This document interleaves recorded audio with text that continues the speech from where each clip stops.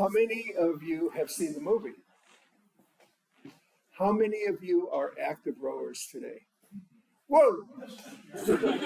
Bearcats, right? So you know a lot more, as much or more than I do about what it means to row. And what I'd like to do is give you some background about how I got here. I have a doctorate in history, and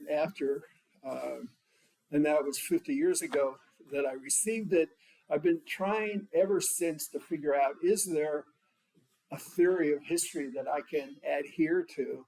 And the only thing I can come up with is one thing leads to another, leads to another. And that is kind of my odyssey from the day I left here to where I am today.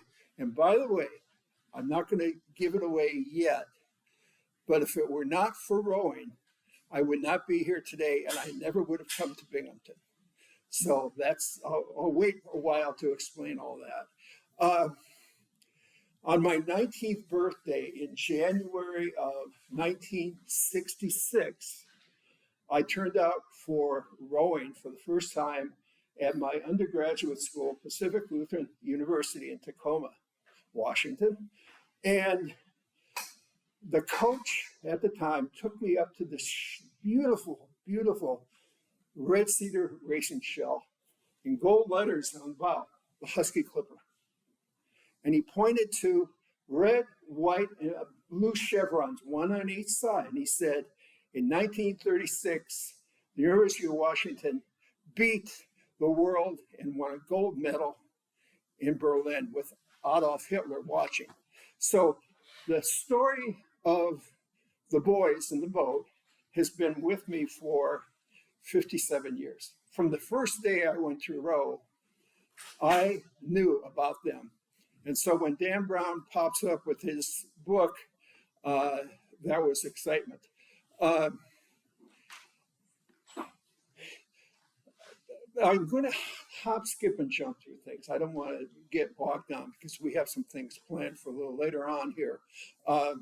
So I rowed at PLU for 4 years, made it into the Olympic camp, didn't make it to the Olympics, but along the way, I was coached by some guy you may have heard of, George Pocock. And I got to know Bob Mock. I got to know Stub McMillan. I really got to know Royal Brougham and a whole host of the people whose names are all throughout the book. And little did I know how impactful those relationships would be for the rest of my life. I went to undergraduate school to get a history degree, but it was the height of the Vietnam War, and I figured I was going to be drafted. Everybody was getting drafted. But my senior year, my chairman of the history department stopped me after class one day and said, I think you should go to graduate school. Now, I never in a million years did I ever think I was graduate school material. I was rowing material. I went out for crew, and occasionally I remembered to go to class. So he convinced me to apply. And we decided, for whatever reasons, that they're foggy in my mind these days, that I should apply to the East Coast. So I applied at Tufts, Syracuse, and Rutgers for various reasons, one of which is they are all hotbeds for rowing. And my professor said, I think you should apply to one of the State University of New York schools. Who are they? I'd never heard of them. He said, well, they have 4 university centers, and one's in Albany, one's in Buffalo, one's in Stony Brook, and one's in Binghamton. And I go, Binghamton? So in the Olympic camp in 1968, we were short a coxswain. And the camp was out in Conover Shell House, University of Washington. And there was a sister camp, Union Bay Rowing Club in Boston. So they called up Union Bay and they sent us a coxswain. And this short little guy with a funny accent shows up named Ron Arliss. And after getting to know Ron, I told him one day, you sound just like Rod Serling. And he smiles and he says, of course, he's from Binghamton. I'm from Binghamton. And I said, where is that? Now, growing up, I almost memorized the U.S. map. I thought I knew every city in the world. I'd never heard of Binghamton, New York. You're kidding me. He said, no, it's the birthplace of IBM. Macintosh electronics, on and on. And so finally he convinced me there really was a Binghamton, although I doubted it. So I sent out my applications. Syracuse accepted me first, and I was really excited. And then Rutgers, and I was even more excited. Tufts, and they offered me a scholarship, and I go, whoa, Tufts and Boston. And then this funny school, State University of New York at Binghamton, sends me not only acceptance, but a full ride to come here. And I can remember to this day, my history professor telling me, you can read the same book in any library in the country, but why go to doing it? Binghamton's an up and coming school, go there. So I went to Binghamton. So had it not been for rowing, I never would have known there was a Binghamton, New York, and I would not be standing here today. So one thing leads to another, leads to another. And I don't know where your individual rowing experiences are going to lead you, but I guarantee you they're going to lead you somewhere, and it will be a surprise. And it's what you do with it that creates the most excitement.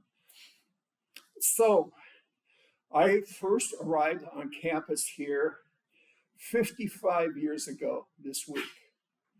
And I had my first bagel with cream cheese. The first night I was here, the graduate dorm was Rayfuse Hall. So I moved into Rayfuse. They took me out, and I had my first speedy at Sharky's. And a couple of days later, we had pizza from Nurchi's. And Nurchi's at that time was a postage stamp little delicatessen upon Little Italy up there above the old EJ factory. And Sharky's is gone, but Nurchi's is all over the place today. So it was a quick immersion in a completely different life, different culture. Somehow I survived 5 years and got my doctorate. And I can tell you this, I had close calls. I never got that academic position that I dreamt about, but I made it to the final list for Cal Berkeley, for Georgetown, and for Marquette. And I later became friends with the professors from Berkeley and Marquette, and they told me almost word for word the same thing. There are Ivy League schools that have a big name, big famous professors, and we've been hiring their people off and on for years, and they're not what they're made out to be. They're overinflated, they're not properly prepared. You're from Binghamton. Binghamton's different. And even 50 years ago, Binghamton was starting to build a reputation as someplace special and different. And it talked about things even then, and it was declared a public Ivy in 1985. And I go, whoa, okay. And now it's back there again. All of you who are students here at Binghamton, you will be thankful that you made the choice to come here. And you're going to have to work at it. It doesn't happen automatically. But this is a special place. And I came back here in July for the first time since 2003 and was overwhelmed by what I saw. And I loved every minute of it. And I made new friends. The biggest change, so when I was kind of your age and just starting out here, the chair of the history department was this old, imposing soap. Now I look at the chair of the history department, he's a young punk. He's a whippersnapper. And I can't believe at one time I was intimidated by folks his age, but that's perspective. Anyway, so all of this is just to give you a little bit of background. Now, I have a slideshow here set to music. I hope you like Ravel's Bolero because that's the background music to it. It's about 15 minutes long. It's going to tell the story, my story, a little bit about my connection with the Husky Clipper, the boys in the boat, George Pocock, and some of these people. It's a little bit self-indulgent, but I think you'll enjoy it. And when it's through, I'm going to tell you the story about rowing that Dan Brown does not tell in the boys in the boat. And for serious rowers, it might be the most important lesson I can deliver. Legendary boat builder George Pocock began his memoir with a quote from the Bard of Avon: "There is a history in all men's lives. So too is there history in all places, all events, all things. One only has to look for it." With an eye on keeping things simple, we shall focus on one grand adventure and leave lengthy explanations to others.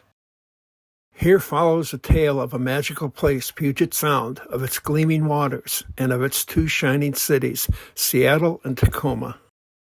With its labyrinthine reaches, the legacy of an ice age aeons ago, Puget Sound boasts a rich maritime history.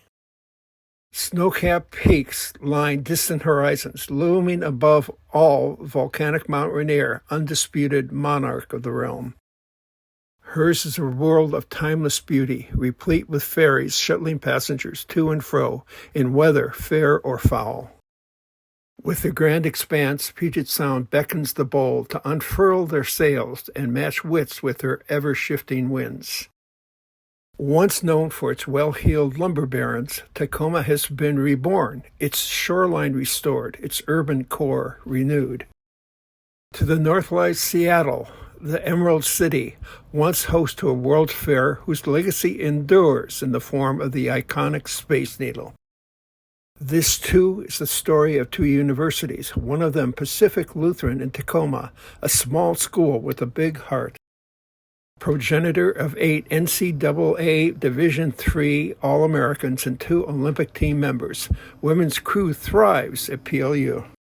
After producing its fair share of champions over a 60-year span, PLU men's crew struggles today as a club sport. The other school chronicled here is the University of Washington in Seattle, home to the mighty purple and gold Huskies. Husky crews enjoy one of the finest bodies of rowing water found anywhere in America, Lake Washington. This tale focuses on 2 teams of determined young men, boys if you will, one of them the celebrated 1936 University of Washington men's crew. The obverse and reverse faces of their gold medals recall exquisitely detailed friezes from the classical age of Greece, birthplace of the Olympic Games. The second group portrayed herein is the unlikely cast of characters comprising the 1967 men's crew at PLU. The Lutes boast an Olympic medalist of their own, Doug Herland, coxswain of America's bronze medal winning pair with coxswain at the 1984 LA Games. Hurley devoted his life to establishing para-rowing programs for others like himself with health issues impairing their ability to compete. Above all, this is a story about a sport those 2 bands of brothers embrace with consummate passion, rowing. Rowing is known for its grace and symmetry and form, its timing and balance and beauty, the spirit and bonds it nurtures. Rowing tests one's grip, driving rowers to reach beyond themselves in pursuit of improbable, impossible dreams. In short, rowing is the ideal haven for dreamers, for strivers, for souls unwilling to accept limitations on what they can achieve. This story concerns as well a racing shell the Lutes and Huskies treasured greatly. Spanning a century, we begin our story in Seattle, fresh from its Alaska Gold Rush days, on the eve of the conflict known by contemporaries as the Great War. Central to this story is boat builder George Yeomans Pocock, who chose as the motto for his business, building boats to build men. Pocock began building boats to build men for the University of Washington's Hiram Conover in 1913. 3 years later, Pocock built pontoons for Bill Boyd's first aircraft, a seaplane. Postbellum, Pocock built 2/8 for Washington in a borrowed bay of a Boeing factory known to all as the Red Barn. In 1922, Pocock swapped that borrowed nook for a loft in the ASUW shell house on Montlake Cut. For the next 27 years, Pocock and his team of skilled craftsmen called those garret-like quarters home. While the Pocock team crafted splendid shells upstairs, Husky coaches crafted champion crews downstairs, outside, on the water. Edwardian to the core, think a character from Downton Abbey, Pocock acted as a father figure to men coached by Al Ulbrichtson. Dubbed the Dour Dane, driven by an indomitable will to win, Ulbrichtson imposed a punishing regimen on his men. Pocock occasionally rowed with Ulbrichtson in his launch, gauging the quality and quirks of Husky crews and dispensing sage advice.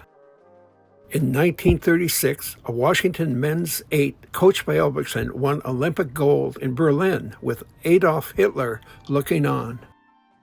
These were the famous boys in the boat celebrated in Daniel James Brown's 2013 book and George Clooney's 2023 movie. For well over a century, the Pocock shop has turned out a vast fleet of boats, some of them special, a precious few decidedly so. The Husky Clipper, the same shell the Huskies rode to victory in Berlin, ranks as the most famous Pocock boat of all. In 1963, 27 years after carrying the Huskies to Olympic glory, the Clipper found a new home for herself on American Lake in Tacoma with PLU crew.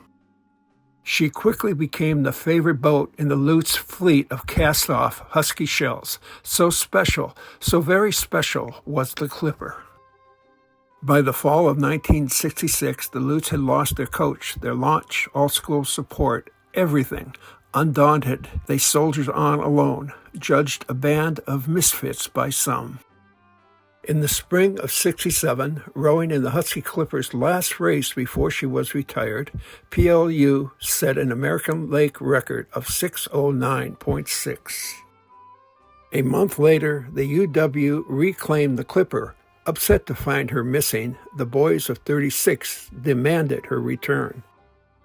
Washington offered the Lutz the Loyal Shouty as a replacement, provided they transported her to Tacoma on their own coin.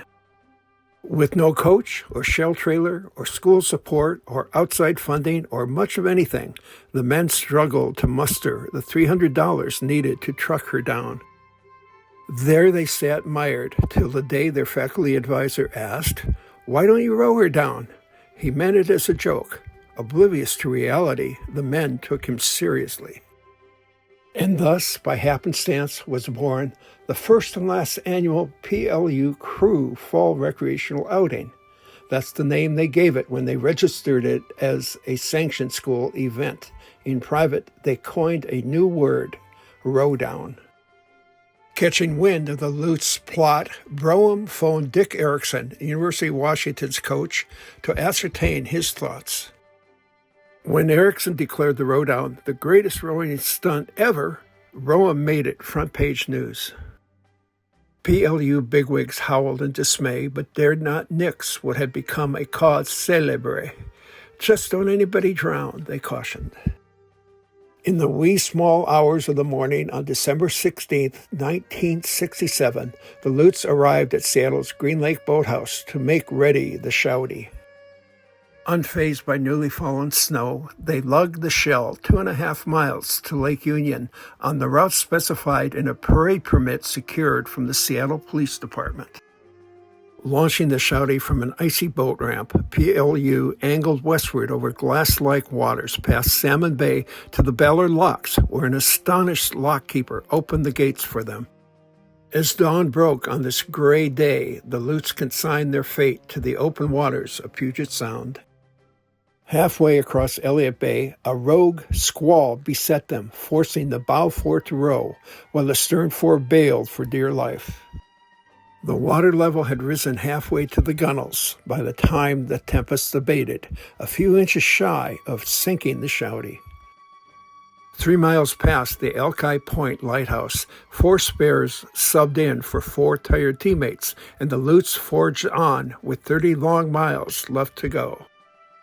As the crew plied steadily southwards, sundry vessels tooted their horns, wishing the doughty lads a safe journey. 2/3 of the way to Tacoma, they put in to shore at Saltwater State Park, where a roaring fire and steaming hot cocoa awaited. The oarsmen warmed their half-frozen feet over roaring flames in the park cabin's stone fireplace. Their tootsies toasted, the Lutes gingerly lowered the shouty back in the water, clambered aboard, and resumed their wintry odyssey. Like heaven-sent angels, a fleet of National Guard landing craft conducting weekend drills suddenly appeared. "Are you PLU crew?" "Indeed we are." "Need a lift?" "Indeed we do." 2 hours later, PLU loaded the shouty aboard one of the landing craft for a dash down Puget Sound's Charybdis, the ever-dangerous Tacoma Narrows. Awash in moonlight, the vessel passed beneath Galloping Gertie, a bridge once torn apart by a violent windstorm. After a night of fitful sleep, the Lutes awoke on Sunday morning to find themselves front-page news once more, courtesy again of Royal Brougham. Years later, post-intelligence sports writer Bill Knight called his Rowdown piece "my favorite article I ever wrote." At year's end, Brougham feted the Lutes at his PI Man of the Year in Sports banquet at Seattle's 5-star Olympic Hotel before senators, congressmen, the governor, and a host of luminaries. On the morrow, PLU's Jim Ojala entered George Pocock's shop on Lake Union unannounced. Bad idea. Spying the master at work in a dimly lit corner, Ojala approached him, blissfully unaware that nobody entered George Pocock's shop without his prior permission. On one noteworthy occasion, Pocock tossed geodesic dome inventor Buckminster Fuller out on his ear for this very same breach of protocol. Pocock hesitated, smiled, held out his hand, and exclaimed, "Aren't you the PLU lad I heard speak last night? What you men did was the greatest rowing story I've ever heard. I am so proud of you." Years earlier, Pocock had lost 2 fingers on his right hand in a sawmill accident. To this day, Ojala can still feel the vice-like grip of his 3-fingered claw as they shook hands. That was the first of many untold visits, each one akin to a pilgrimage Ojala would take to the Pocock shop in the coming years. In May of 1968, an image of PLU crew trudging through Seattle's snowy streets carrying the shouty on their shoulders graced the front cover of the sports Bible, Rowing News. 56 years later, at the 2024 Olympic Games in Paris, a U.S. men's Calculus 4 crew captured gold in their event for the first time since 1960 in Rome. That winning Calculus 4 crew on Lake Albano was composed of oarsmen from Seattle's Lake Washington Rowing Club. George Pocock's son, Stan, coached them, assisted by George and trainer Harry Swetnam. 4 of the 7 U.S. boats in Rome were Lake Washington Rowing Club crews coached by Stan Pocock. No other club or coach in history can make a similar claim. In 1968, U.S. Rowing held its first 2 Olympic development camps preparatory to the Mexico City Olympics, one of them in Seattle at the University of Washington's Conaber Shell House. Stan Pocock served as the Seattle camp's head coach, assisted again by his father and by Harry Swetnam, along with the University of Washington's coach, Dick Erickson. One member of the Seattle camp was Bill Titus, later a national champion single sculler and Pan American Games silver medalist. Titus revered George Pocock like a second father. Today, Titus owns Pocock Racing Shells, managed by his son, John Pocock Titus. Another rower of note that summer at Conaber was Brown University's Dick Dreisig-Acker, later a member of the 72 U.S. Olympic team in Munich. Together with his brother Peter, Dreisig-Acker founded Concept 2, whose ergs are omnipresent in boathouses and gyms the world over. Joining Titus, Dreisig-Acker, and 20 other select oarsmen at Conaber that summer was PLU's Jim Ojala, his inclusion owing in part to his rowdown notoriety. Dreisig-Acker and Ojala spent their 4th of July break backpacking together in the Olympic National Park along the Elwha River, not far from Joe Rance's one-time home in Sequim, Washington. Returning to Seattle after completing his doctorate at Binghamton University, Ojala competed in masters events for years as a member of Lake Washington Rowing Club. At a USRA gathering in Boston, flashing his signature dry New England humor, Dreisig-Acker remarked to Ojala that every morning I wake up smiling, thinking about the pain my ergs are inflicting on millions of people around the world. In 1970, a PLU men's Cox 4 topped Washington for the West Coast title, and Harvard and Princeton and others, while nabbing 3rd at the Intercollegiate Rowing Association Regatta on Lake Onondaga in Syracuse. In 1972, a PLU men's 8 scored an upset win over Washington's Pan Am Games silver medal 8 and ahead of the Lake Regatta on the UW's home waters in Seattle.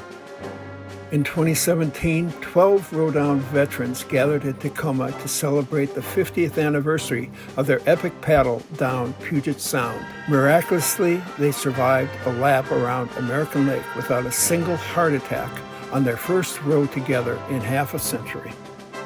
In April of 1998, Ojala and Pocock met for lunch at a cafe a stone's throw from the former Pocock shop on Lake Union. Pocock had long since sold his business to Bill Titus and his shop to renowned glass artist Dale Chihuly. Over artery clogging fare at Seattle Rowing's favorite greasy spoon establishment, Vula's Offshore Cafe, Pocock served up a smorgasbord of yarns to Ojala. A dish involving a daughter, Grace Kelly, a.k.a. Princess Grace, her father, rowing legend Jack Kelly Sr., and something about a shotgun prompted Ojala to exclaim to Pocock that, "Stan, you should write a memoir." Pocock avowed he had. Ojala read a draft, and a week later, at the Stewards' enclosure on opening day on the Montlake Cut, they agreed to collaborate. Copies of Way Enough are as rare as hen's teeth, in great demand after Dan Brown's book, and now even more so after George Clooney's movie. In September 2024, copies of Way Enough were being offered on the web for over $3,000 apiece. Ojala devoted long hours providing input to Dan Brown for his book. Sam Pocock spent weeks. Pocock's wisdom and insights properly inform the boys in the boat to the benefit of all. Ojala donated copies of Way Enough to Brown and his publisher, Viking Press, and several images appearing in the book, including the 4 pictured here. And now, at last, we come to the most important question of all. Hold your horses a sec. It's coming. It's coming. Here it is. Have you heard about the Binghamton Rowing Club, Bing's answer to the UW's boys? If you haven't, it's time that you did. Binghamton Rowing Club members work hard and have boatloads of fun, adding new chapters all the time to the club's rich 36-year history. A Bearcat Cox 4 slicing through the waters of the Susquehanna River demonstrates the poetic, graceful beauty of a racing shell in motion. Some people just can't seem to curb their enthusiasm for rowing for Bearcat crew, and understandably so. Rowing is contagious in the best of ways. George Pocock's words capture the essential elements of what makes rowing the transformative sport that it is. Go Bearcats!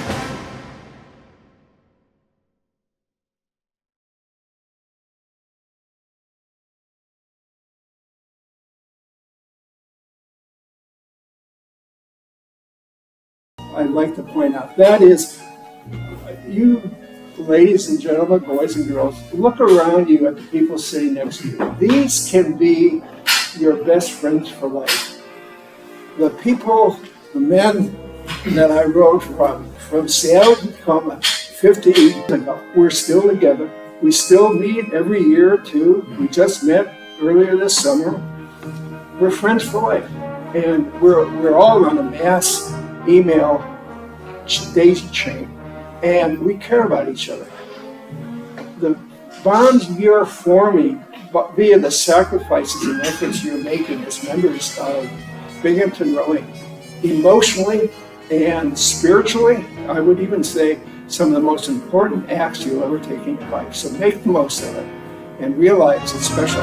Now, I could tell 1,000 stories, but I'm not going to spare you. But I'd like to say a little bit about rowing style. And your coaches are probably going to hate me for this.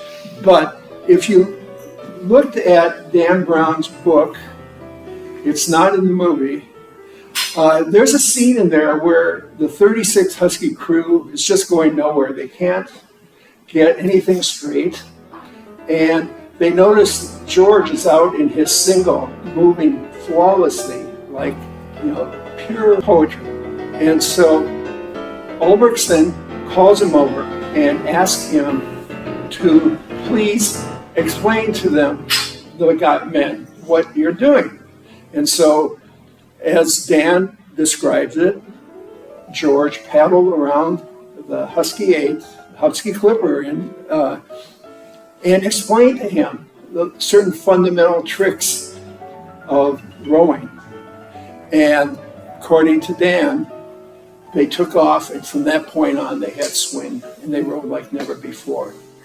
Now, Stan Pocock was George's son. I got to know Stan so well. We spent 2 years together creating Way Enough. We were so meticulous about it that we printed it up 7 different times as a full book, bound and everything, and Stan read it to me. Every word of it, from first page to last, almost 400 pages, and we made corrections. And we made corrections, and we made corrections. And finally the day came, we couldn't make any more corrections because we had to get the book to the printer. And already the presses were running. Stan wanted to change something else. I said, no more. Now, one of the key elements of what Stan talked to me about was what it was about how George rowed that he imparted to the boys in the boat, the Husky crew of 36. And I could get really technical, and I actually have written a couple articles about it, and I'll let you know how you can find that. But George learned to row in England on the Thames River, and he employed what is called the Thames waterman stroke. If you really look closely at the videos of the Husky crew going past Germany and Italy to win the gold, they're rowing slightly differently. And it's because of the way the way they were rowing, not only in harmony with themselves, but in harmony with the boat itself. Pocock boats were beautiful works of art, but they were also carefully designed. And they were carefully designed for a certain kind of stroke, to get your arms and keep the level of your oar as level as possible. No raising the oar high, no fancy slow roll catches, no lifting and dumping it out. It was fluidity and everything else. And the angle of the oarlocks and the design of the boat was such that if you follow the routine that George preached and Stan preached, and those gold medalists all rode that same style, the boat moved for itself and your oar caught for itself. You didn't have to go through all these elaborate motions that are being taught today. And there are 2 elements to it. One is, think about this, you catch with your feet. And by that, you mean putting that oar in the water and hitting it is not this elaborate raising up. It's, you're so close to the water, because of the angles and everything else, all it requires is a slight rising your feathering hand a slight bit, and at that moment, hitting it with your feet, not with your upper body. And the theory behind that was the legs are the most powerful part of your body. And the core, the arms, the shoulders, everything, the duty of those is to transfer that power from the legs to the arm. And when you do that, you do it just right. You almost rise up in the air. And the pocock shells are built differently than what you're rowing today. It was an end of an era when they stopped building pocock cedar shells, and the Stampley and everyone else that did the same. The pocock wooden boats were built to have life. They had a personality. The Husky Clipper, bar none, was the most beautiful boat to row I've ever rowed in. I've rowed in hundreds. It had a life. We had swing every time we went out. We could row for 3 miles and not touch the water once with our oars, and it was in perfect harmony, and that boat was part of it. So when you have swing, or when you had swing in a pocock 8, the bow would come out of the water, and we knew we were going fast when the bow pair would be yelling, "We've got air, we've got air." And there'd be air under their feet. And I had experienced that as a bow. I didn't row bow very often in my life, but one year at the Olympic camp, I was rowing bow, and we had air on a straight 4, and we were turning in times of 1:19 and a 500, which for a straight 4, that's Olympic time. So what I'm saying here, without going into any more detail than I already have, is that the pococks, especially George with the boys, but Stan afterwards, had an incredible influence and effect on that crew in particular, but on rowing in general. And I'll tell you one interesting thing, and then I'm going to change subjects here.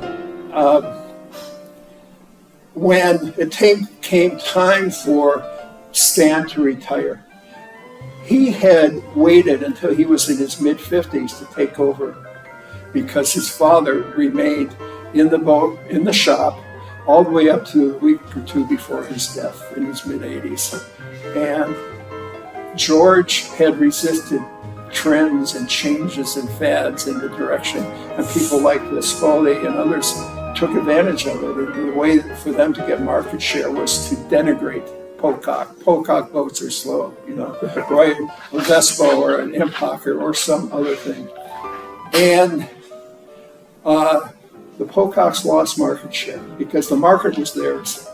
19 out of 20 shells at one of the IRAs that Dan Brown talks about were pocock boats. Okay, by the time pocock had hit its nadir, maybe 1 out of 20, if that.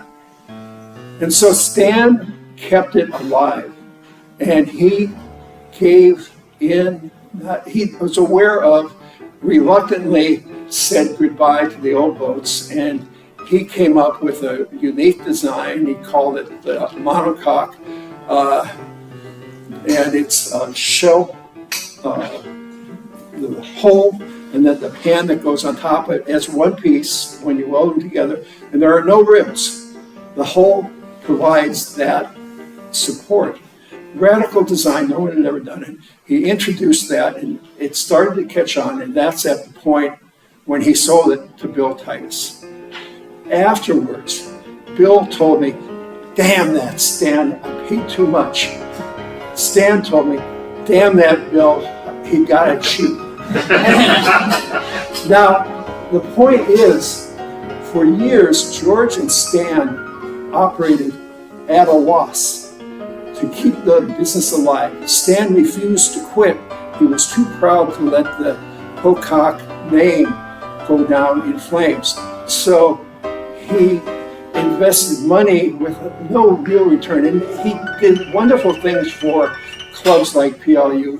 I gave him $10 when I met him with George the first time, and for $10 they built us a brand new racing show. We didn't have any money to pay for it.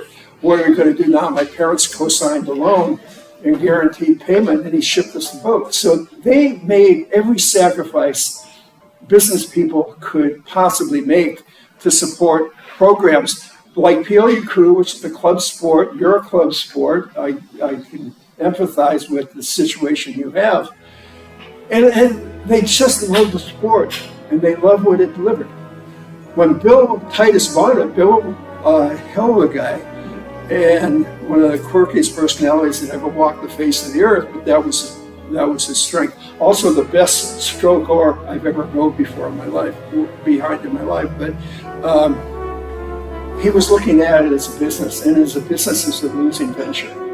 But he built it back up, and so now Pocock Racing Shells is thriving. So the legacy of the Pococks is enormous. It's not widely respected or recognized.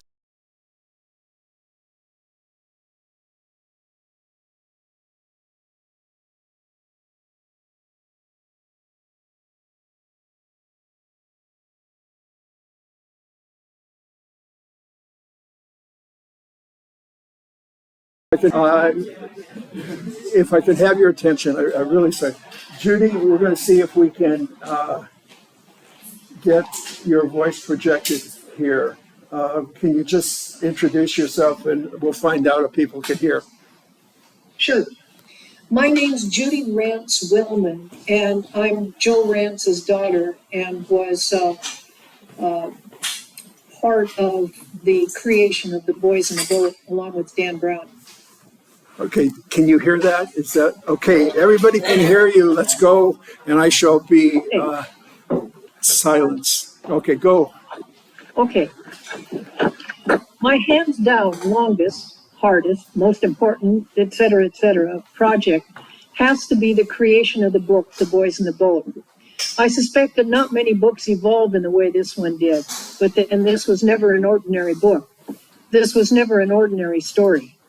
I think it's fair to say that the start of any book begins with a desire to spread the story, or maybe not.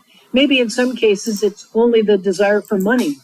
But in many cases, it's just that you have an idea that excites you or stays in your head and keeps banging at the back of your brain for attention. Sometimes it takes a long time. I would be hard-pressed to say exactly when the concept of writing the story emerged. I was, of course, to some extent aware as a child that Dad was an Olympic gold medal winner, primarily through my mom talking about it. Dad didn't talk about it much. As I understand, neither did the other guys on the crew. They were all very humble about their celebrity. It was as though their experience as a crew was a pure experience, which they didn't want to commercialize by sort of advertising themselves. Dad would answer questions if you asked, but otherwise he didn't really talk about the whole crew experience, including the Olympics. Added to this was the fact that the gold medal was never around during my childhood. It wasn't found until the re-roofing project on the house in the early 1970s, where it showed up stowed away in what was probably a squirrel's nest in the attic insulation. Consequently, as a kid and growing up through high school, I followed Dad's example and never really talked about it. I did not let it define me any more than he let it define him. That all began to change after I enrolled at the University of Washington in the fall of 1961. The Olympic win was still a very big deal at the university. All the incoming rowing freshmen were required to memorize the names and seat numbers of that crew. They were spoken of with reverence. I would begin to have people realize that my last name was Rance, and the questions started. Are you related to Joe Rance? By the time I graduated from the university, I had a much better understanding of exactly how important this event had been and in how much admiration my dad was still held. Although I wasn't consciously aware of it at the time, I suspect that this was where the seeds of understanding how important the journey that both my dad and the crew had undertaken had started to grow. It was where I began to understand the need to tell the story. But for a lot of that time, I was waiting for someone else to tell it. Over the years, there would often be someone come around who would interview Dad and the rest of the guys, and they would say something like, I need to go do research now. I'll get back to you and let you know how the project's going. But we would never hear from them again. As we moved into the 21st century, it was becoming more obvious that time was running out. As the guys started to hit their mid-80s, they began dying off, and the banging in the back of my brain became more urgent. We were losing the history, and I had to finally admit that no one else was going to tell the story. If I wanted the story told, it somehow was up to me. And still, the years ticked by. Then at last came the impetus I needed to get started. In 2004, when Dad turned 90, he finally had to sell his house in Lake Forest Park and moved in with us in Redmond. While my daughter and sister were up cleaning stuff out of his attic, they came across a trove of rowing memorabilia. There were scrapbooks, photos, rowing shirts, newspaper clippings, train schedules, an amazing assortment of stuff from my dad's university years. My daughter, Jennifer, immediately recognized the historic importance of these materials and took on the task of organizing everything into a chronological and narrated archival scrapbook. It was when I looked at the job she had done that it began to dawn on me how the university years could be written about. But I also knew that if I were to attempt to tell the whole story, I had to get serious about trying to reconstruct Dad's childhood. This was certainly a task easier said than done. Although Dad had never talked a lot about his childhood, I knew from things Mom had said that it had been pretty rough. Not your average family stays together living in the same household childhood. When Dad was almost 4 years old, his mother Nellie died, and he was shuttled from Spokane, Washington to Williamsport, Pennsylvania to live with Nellie's sister, Alma. Later, after the arrival of his stepmother, Thula, he was banished multiple times from the household and finally abandoned for good at the age of 15 in Squim at the uncompleted ranch home. This was right at the beginning of the Great Depression. I began to work with Dad on memories. I had several legal-sized notepads around the house, and anytime Dad came up with a really specific memory, I would jot it down. For the 3.5 years that he lived at our house, we worked on gathering and writing down memories, anything, and then began the process of trying to put those little pictures into context. We studied old photo albums, looked at birth and death dates in the family Bible. It was a lot of detective work. For example, if I knew when one child had been born at the Gold and Ruby Mine in Idaho, and when the next child had been born in Squim, Washington, then I knew how old Dad must have been at each of these places, and that any memories between the Gold and Ruby and Squim could only have happened within those 18 months. And gradually, those sheets and sheets of memories and dates began to fall into order. A picture was beginning to appear. And so when a letter came from a history teacher in Indiana requesting some memories from Dad about his impressions of pre-war Germany and the Olympics, I asked the teacher if he might not use a broader story, bits of how the Depression had played into those times, a little history of rowing at the university, the story of how the crew came together, some of Dad's childhood. He basically said, give me whatever you think tells the story. And I wrote up a 9-page synopsis that looked pretty good, I thought. The problem was that even though I believed the story had potential, there was no way for me to know if it was just my longing to tell Dad's story that made it feel that way. It was at this point that a number of things fell into line. Several years back, Daniel James Brown had moved into our neighborhood. I'd met him a number of times at our annual homeowners meetings. I was aware, at some level, that he was writing his first book. And when it was published in early 2006, he encouraged all of us to buy it and read it with the promise that he would sign it.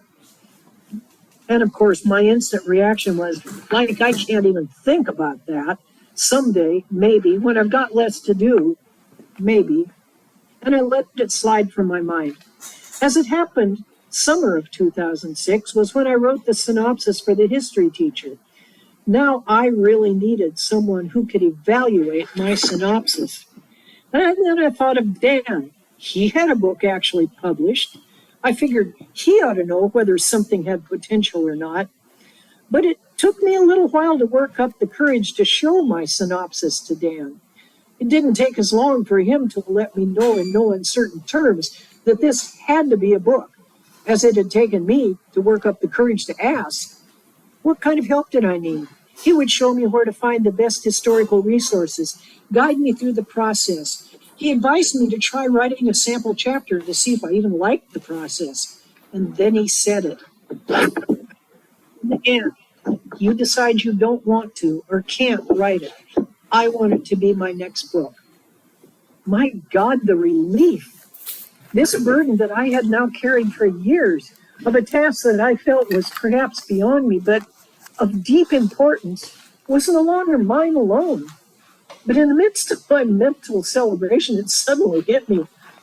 I guess it was time to actually read Dan's first book. What if his writing sucked? Well, I bought his book. I read it, Under a Flaming Sky, and it transported me back to Hinckley, Minnesota, into a raging firestorm in 1894. I could see the town. I could hear the roar of the approaching fire. I could practically feel the flames licking at the windows of the train as it attempted to outrun the inferno. And I knew, as much as I had begun to picture myself as guardian and savior of the story, if I wanted it to live, Dan needed to write it, because a story that could live on was a lot more important than my ego. Oh, yes, I went ahead and wrote a sample chapter, but I knew before I started that my heart was already headed in a different direction. What I needed now was to find out whether Dad liked Dan's writing style and whether he'd approve of his story being written. There was no question about Dan's writing. Dad loved it, and the icing on the cake was a small quirk of serendipity. When Dad first heard the name of Angus Hay, one of the heroes of Dan's book, he said, I knew Angus Hay. I went to school with him. He and Betty Blake and I played in a 3-man dance band. Of course, my response was, Dad, you couldn't have. This was in 1894. But he kept insisting. And so I called Dan and asked if he knew what had happened to Angus Hay after the fire. Dan said, actually, I think he moved out onto the Olympic Peninsula somewhere. Well, Dad had gone to school in Squim with Angus Hay Jr. That was basically it. Dad wanted to talk to Dan, and Dan wanted to talk to Dad. And all I had to do was stand back and let it happen. They talked about a lot of things. They talked about Dan's book. They talked about Dad's childhood. They talked about rowing and the crew and the Olympics. And finally, Dan asked whether he could write a story about Dad's life. And Dad said no. He didn't want a story that was only about his life. But he said that Dan could write a story about the boat, the story about the crew and how they came to be and what they had become. Because for Dad, it was never just about him. It was always about them. That was early spring of 2007, and Dad was living under hospice care in our house. And in the last few months of his life, Dan was working his way through his second book and contractually bound to a finish deadline. He couldn't start on this book right away. He talked with Dad as often as possible. Dan and I went down once to interview the other surviving crew member, Roger Morris. Roger was already starting into dementia by that point, but I had notes from previous talks with him. More important, as with the other crew members, much information came in from the family members. We talked extensively with Roger's daughter, Susan. We got our hands on his scrapbook and the journal from his university years. As we began this project, I had talked to Dan about my vision for the book, what I wanted to see. I needed to know that our vision was at least compatible, if not the same. I told him that I felt that this story was a lot like Laura Hillenbrand's Seabiscuit, where you have people coming together from many places with broken lives, joining at one magical point in time, who, in the end, heal each other. I wanted our story to reflect that. He agreed with me, but he also had a much broader reaching approach to telling the story. He wanted to bring the experience of living in the Depression alive, to delve into Hitler's Germany, to walk through Dad's childhood and experience it with him, to find history on the other guys and make them live too, to understand rowing and shell building. He wanted to make the history live. That was fine with me. And so our journey began. Epilogue. The writing of this book was an experience that was at the same time exhilarating and humbling. It was such a very important project. It was on my shoulders to make sure that it was done right. There was so much outreach and research to be done. I was with Dan every step of the way. I was his guide in the process of deciding what did or didn't work in telling the story. And the most amazing part of this was that after Dan and I would discuss at length the next segment he was going to write, after I gave him everything I had on a given subject, just words, pieces of Dad's memories, what would come back was a living moment in time. And I was there with Dad in his past. There are no words to explain how important that was to me. I find now that the words are all put down and the story has been told, that I've begun to relinquish the death grip I had on those memories. Until I had told the story, I couldn't let them go. Now, Dad and the crew live on. How about that?